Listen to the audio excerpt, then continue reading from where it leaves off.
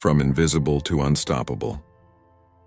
In the heart of the United States, in a city where glass towers scraped the sky and ambition ruled every street, there lived a young woman named Emma Carter. Millions walked those streets every day chasing dreams, but for most, those dreams quietly died before they ever began. Emma's story did not begin with privilege. It began in a cramped apartment on the edge of the city, where the paint peeled from the walls and the heater barely worked in winter. She was raised by a single mother who carried exhaustion in her eyes and strength in her spine.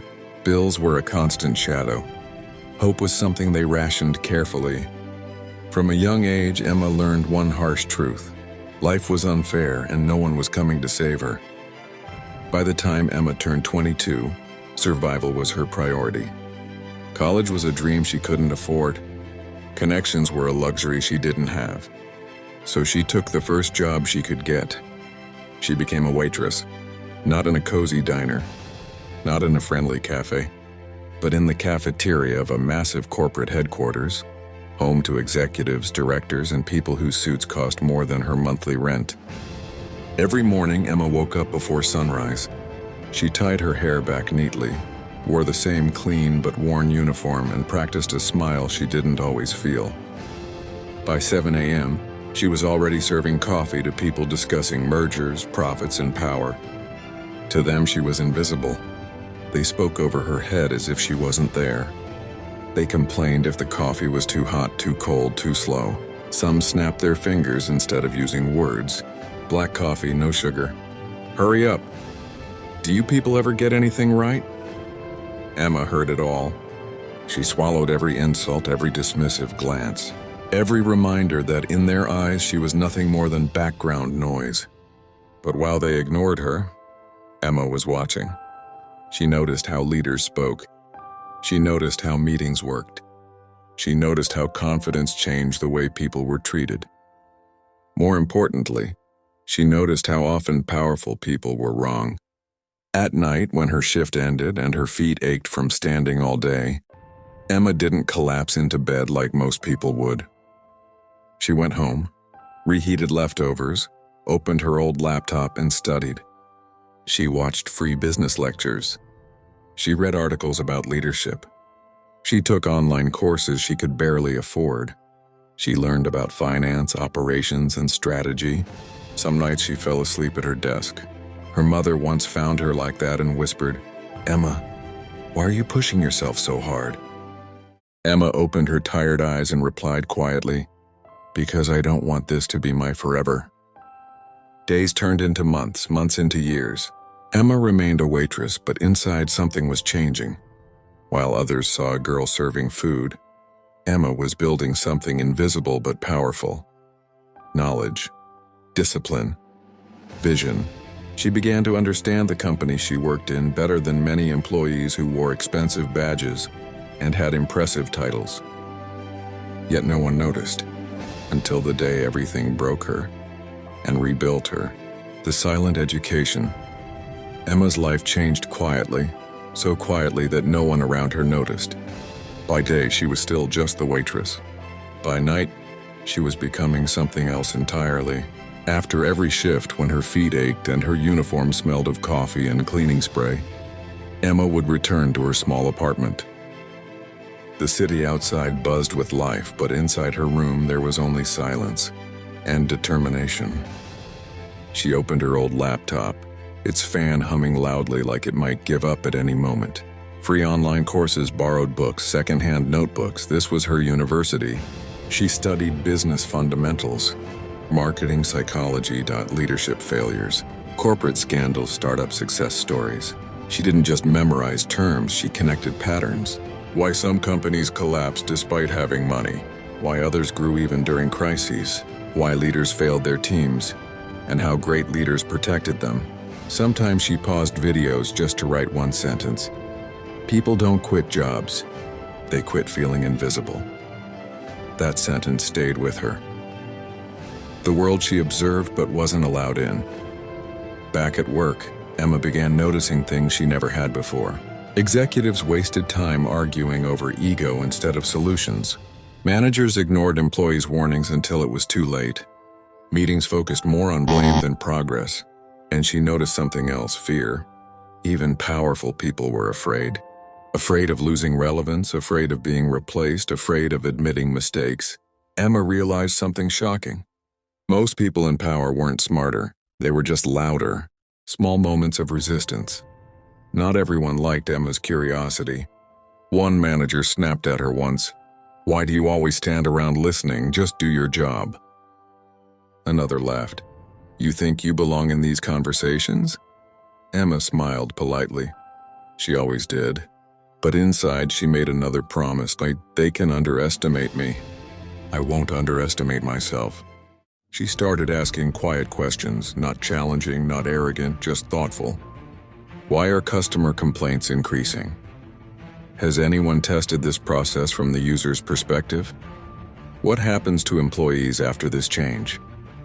Most people ignored her, but one person didn't. The first crack in the wall: David Reynolds, mid-level operations manager. Quiet, observant. One evening, long after most employees had left, Emma was clearing the meeting room.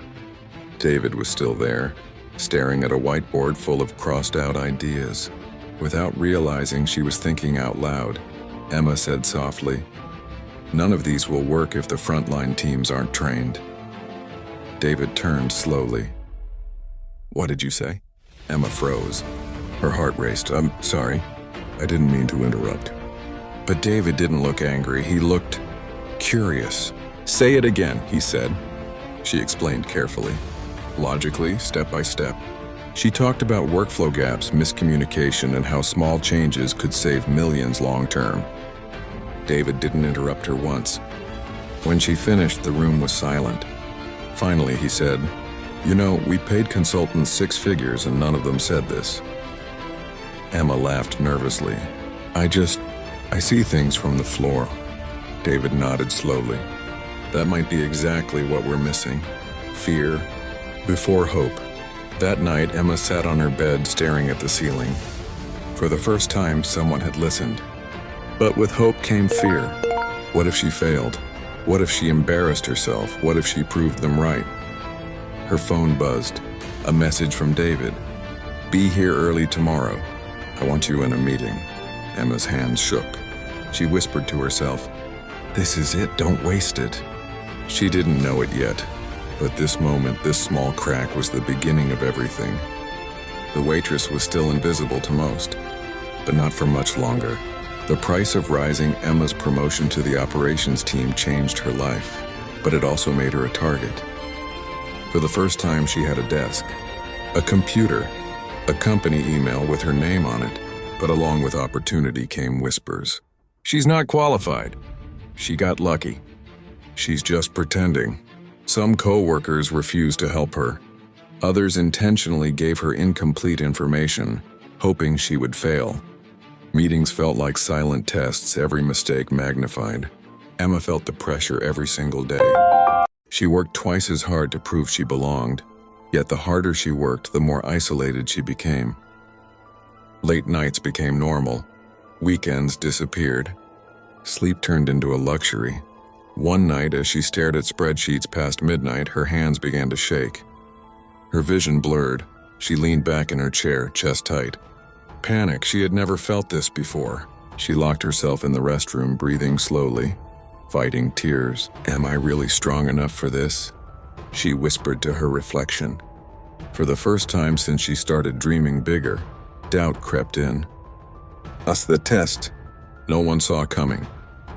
6 months later, the company faced a crisis. A major client threatened to cancel a multi-million-dollar contract.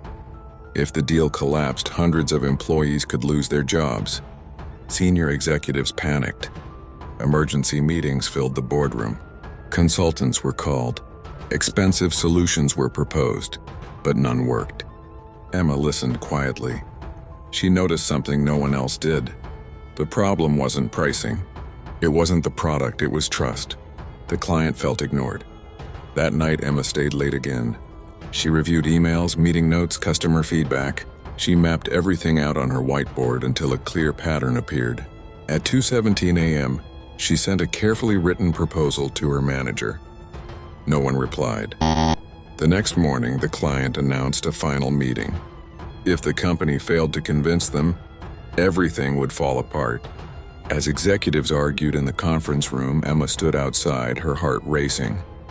She had two choices: stay silent or speak up and risk everything. She knocked. The room went quiet. "Yes," a senior director snapped. Emma stepped in, hands trembling but voice steady. "I believe I know how to save the contract." Laughter followed. "Do we really have time for this?" Someone muttered. But the CEO raised his hand. "Let her speak." Emma presented her plan. Clear, simple, focused on rebuilding trust instead of selling harder. When she finished, silence filled the room. Then the CEO leaned back. "Set up a call with the client," he said, and put Emma on it. The moment that changed her career. The call was brutal. The client was angry, cold, ready to walk away. Emma listened carefully. She didn't interrupt, she didn't defend. She acknowledged their frustration. Then she said something no one expected. "You're right. We failed you, and if you choose to leave, we will understand. But before you decide, let us show you how we plan to fix this. Not with promises, but with accountability." There was a long pause. The client finally spoke. "No one from your company has ever said that to us." By the end of the call, the contract was saved. Not just saved, renewed. The room erupted in applause. Emma stood frozen. The CEO turned to her. "Where did you learn to think like this?" Emma swallowed. "By watching," she said softly, "and by remembering how it feels to be ignored, at the cost of success." After that day, everything changed. Emma was promoted again. But success came with a price. Friends drifted away. Her mother worried about her health. Loneliness followed her into every promotion. Some nights, Emma sat alone in her apartment staring at the city lights, wondering if the climb was worth the sacrifice. But then she remembered the girl she used to be, the invisible waitress. The girl no one believed in. And she kept going. Because she wasn't climbing just for herself anymore. She was climbing to prove that where you start does not decide where you end. The cost of power. Emma's rise through the company was no longer quiet. By the time she became a director, people stopped whispering and started watching closely. Her office moved higher in the building, literally and figuratively. Glass walls, a private desk, a nameplate on the door. Everything she once dreamed of. But success came with a price she hadn't expected. The higher she climbed, the lonelier it became. Former coworkers who once laughed with her now avoided eye contact. Some smiled politely but resented her silently. Others openly challenged her decisions, not because they were wrong, but because they came from her. A woman, a former waitress, someone who didn't belong. In executive meetings, Emma noticed a pattern. When a man spoke forcefully, he was called decisive. When she did the same, she was labeled difficult. When a man made a mistake, it was experience. When she did, it was proof she wasn't ready. There were nights Emma sat alone in her office long after everyone left, staring at city lights, wondering if the fight was worth it. Her mother noticed the change. "You look tired in your soul," she said gently during a rare dinner together. Emma smiled weakly. "I'm fine, Mom. Just busy." But she wasn't fine. Pressure followed her everywhere. Shareholders demanded results, employees demanded fairness. Executives waited for her to fail. And then the crisis hit, the company's darkest hour. A massive project worth hundreds of millions collapsed overnight. A technical failure, a legal issue, media outrage, stock prices crashed, clients panicked. The board went into emergency mode. Executives pointed fingers. This department failed. That team made the wrong call. And then someone said it. This initiative was approved under Emma's leadership. The room went silent. Emma felt every eye turned toward her. For a moment, fear tried to take over. The old fear, the waitress fear. The fear of being blamed, humiliated, dismissed. But she pushed it down. She stood up. "Yes," she said calmly. "I approved it and I take responsibility." Gasps filled the room. One board member leaned forward. "Are you saying this is your fault?" Emma met his eyes. "I'm saying leadership means accountability, not excuses." Then she did something no one expected. She laid out a recovery plan, step-by-step numbers, timelines, solutions. She spoke for nearly 40 minutes without notes. By the end, the room wasn't silent from shock. It was silent from respect. The chairman cleared his throat. "If this works, it will save the company." Emma nodded. "It will." Enemies and allies, not everyone supported her. Behind closed doors, some executives plotted. "She's too idealistic. She's dangerous. She's changing things too fast." But others, quiet ones, overlooked ones, began to stand with her. Young managers, entry-level staff, people who had never felt heard before. They saw themselves in Emma. And Emma saw them. She opened her calendar to anyone who needed guidance. She listened. She remembered names. She remembered where she came from. Late one evening, Emma walked past the cafeteria and froze. A young waitress stood near the counter, nervously holding a tray, her hands shaking slightly. For a moment, Emma saw herself. Same posture, same fear, same invisible existence. Emma walked over. "What's your name?" she asked kindly. "Lisa," the girl stammered. Emma smiled. "Lisa, you matter here. Never forget that." The girl blinked back tears. That night, Emma stayed late again, not to work, but to think. About power, about responsibility, about legacy. She didn't just want to succeed. She wanted to change the rules. The unthinkable decision weeks later. The board called an unexpected meeting. Rumors spread through the building. Layoffs, restructuring, leadership changes. Emma walked into the boardroom composed, but inside her heart pounded. The chairman spoke. "This company is at a crossroads." Emma listened carefully. Then came the words that would change everything. "We need a leader who understands every level of this organization, from the ground up." He paused. "We need someone who has lived the struggle." The room turned toward her. "Emma Carter, we want you to consider the highest role in this company." Her breath caught. CEO. The very table she once cleaned. The room she was once forbidden to stand near. They were offering her the top seat. But Emma didn't answer immediately. She thought of her mother. The humiliation, the long nights, the tears, the promise she once made. "One day I will sit at that table." She looked up. "If I accept," she said slowly, "things will change. For everyone." The chairman nodded. "That's exactly why we chose you." The CEO who never forgot where she came from. The morning Emma Carter officially became CEO, she arrived at the building earlier than ever before. Not because she had to, but because she wanted to walk through the halls alone one last time, without applause, without titles, without expectations. The same marble floors, the same elevators, the same cafeteria where she once stood quietly waiting for orders. She stopped near the coffee station. 10 years ago, this was where she had been humiliated, where a man in an expensive suit had shouted at her for a mistake that wasn't even hers, where she had learned what it felt like to be invisible. Emma closed her eyes for a moment, then she smiled. A different kind of leader. Emma's first act as CEO shocked everyone. She didn't announce profit goals.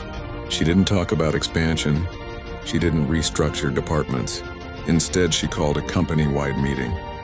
From janitors to executives, everyone was required to attend. When Emma stepped onto the stage, the room fell silent. She looked out at hundreds of faces and said calmly, "Before I talk about the future, I want to talk about the past." People leaned forward. "I was once a waitress in this very building," she continued. "I cleaned tables while important decisions were being made above my head. I was spoken to harshly, I was ignored, and sometimes I was treated like I didn't exist." A heavy silence filled the room. "But I want to be clear," she said. "I didn't succeed despite this company. I succeeded because I learned inside it." She paused. "And from today onward, no one here will ever be invisible again." That day, Emma introduced new policies. Fair wages for entry-level workers. Clear promotion paths for all roles, education programs paid for by the company, zero tolerance for workplace humiliation. Some executives resisted. "This will cost us money," one argued. Emma looked at him and replied, "Respect is not a cost. It's an investment." Facing the man who once mocked her weeks later, Emma received a request. The same senior executive who had once shouted at her, the one who spilled coffee, wanted a private meeting. He entered her office stiffly, clearly uncomfortable. "Miss Carter," he said, avoiding eye contact. Emma gestured to the chair. "Please, sit." He cleared his throat. I wanted to apologize," he said quietly, "for how I treated you years ago. I was wrong." Emma studied him for a moment. Then she said something he didn't expect. "Thank you for apologizing. But I don't need it." He looked up, confused. "I already forgave you," she continued. "Not for your sake, for mine." She leaned forward. "But understand this. If anyone in this company is ever treated the way I was treated, that will end careers. Not conversations." He nodded slowly. "I understand." Emma nodded once. "We're good. Then we're done here." The moment that meant everything. Months later, Emma was walking through the cafeteria when she noticed a young waitress standing nervously near a table. The girl looked overwhelmed. New, unsure. Emma recognized that look immediately. She walked over. "Hey," Emma said gently. "You're doing fine." The girl's eyes widened. You're the CEO," Emma smiled.